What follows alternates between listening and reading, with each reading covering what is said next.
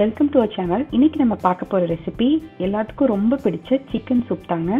நம்ம south Indian ஸ்டைலில் ஈஸியாக எப்படி செய்யறதுன்னு வாங்க பார்க்கலாம். நம்ம சேனல் சப்ஸ்கிரைப் பண்ணாதவங்க சப்ஸ்கிரைப் பண்ணிக்கோங்க. பக்கத்தில் இருக்க நோட்டிஃபிகேஷன் பெல் ஐக்கான் ப்ரெஸ் பண்ணி அதில் ஆல் அப்படிங்கிற ஆப்ஷன் செலக்ட் பண்ணிக்கோங்க. ஃபர்ஸ்ட் ஒரு மிக்ஸி ஜார் எடுத்துக்கோங்க. இதில் 3 டீஸ்பூன் குருமிளகு, 2 டீஸ்பூன் சீரகம், அரை டீஸ்பூன் சோம்பு, 6 சின்ன வெங்காயம், 5 பல்லு பூண்டு, ஒரு சின்ன துண்டு இஞ்சி சேர்த்து எல்லாத்தையும் நம்ம நல்லா அரைச்சி எடுத்துக்கலாம்.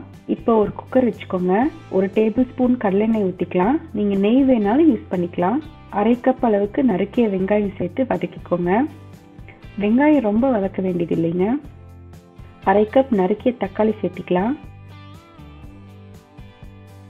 கொஞ்சமாக கருவேப்பிலை சேர்த்து ஒரு 2 நிமிஷம் வதக்கிக்கலாம். நான் இன்னைக்கு 300 கிராம் சிக்கன் எடுத்திருக்கேங்க.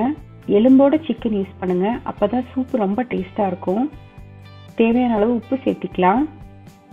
அரை டீஸ்பூன் மஞ்சள் தூள் சேர்த்து ஒரு 5 நிமிஷம் நல்லா வதக்கிக்கோங்க.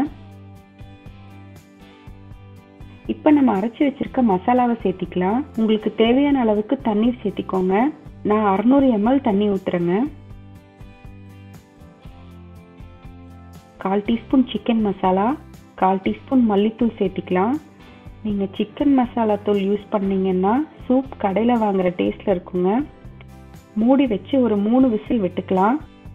ஸ்டீம் இறங்கிடுச்சு. இப்போ நம்ம குக்கர் ஓப்பன் பண்ணிக்கலாம். கொஞ்சமாக கொத்தமல்லி தழை சேர்த்திக்கோங்க.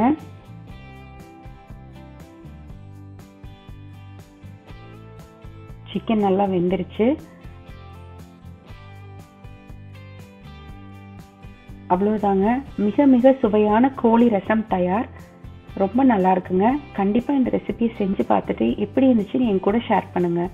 நன்றி.